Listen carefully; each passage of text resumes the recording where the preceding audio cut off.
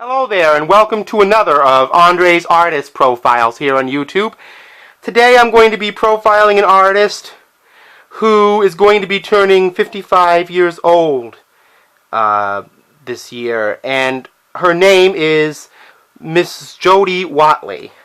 Now, in the late 70s, Jody Watley got her start on Soul Train as one of the famous Soul Train line dancers, often in the company of Jeffrey Daniels, who she would later go on to join in with the Soul Train created group Shalimar, and of course he would later choreograph Michael Jackson and apparently help teach him some of his Thriller era dance steps, including the back step, more popularly known as the moonwalk. Now, Jody Watley obviously made her talent as a singer-performer known while in Shalimar, but in the mid-'80s she married Prince's at least former best friend and bandmate, Andre Simone Anderson, and started work on her debut album in 1986, which was released in 1987, and this is that particular album, just called Jody Watley. This is a fantastic Minneapolis funk revelation, very similar to Janet Jackson's Control, if not a bit edgier, I would say. There's, Looking for a New Love and Some Kind of Lover, which were the big hits, and a duet with George Michael on Learn to Say No.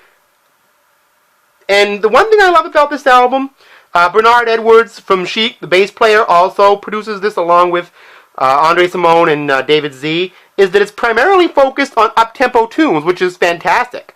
I love that about her, that she focuses right in on up-tempo funk on this album. Wonderful album from 1987, by the way.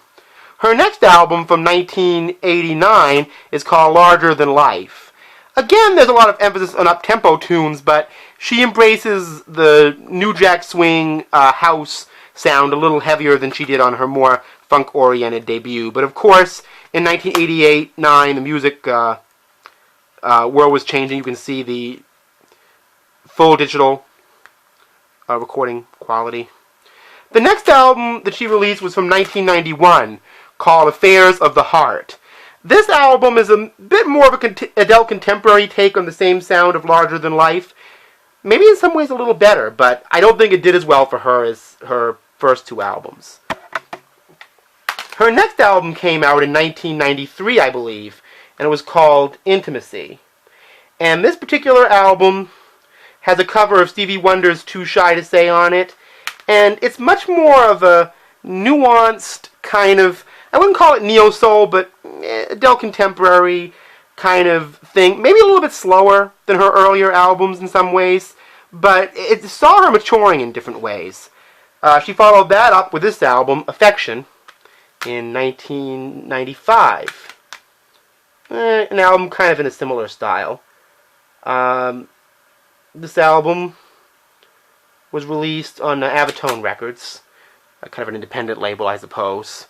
She kind of went for the more independent label thing, and in 2001 released this album, Midnight Lounge. I hear this isn't exactly the easiest album to find, but I'm very glad I found it.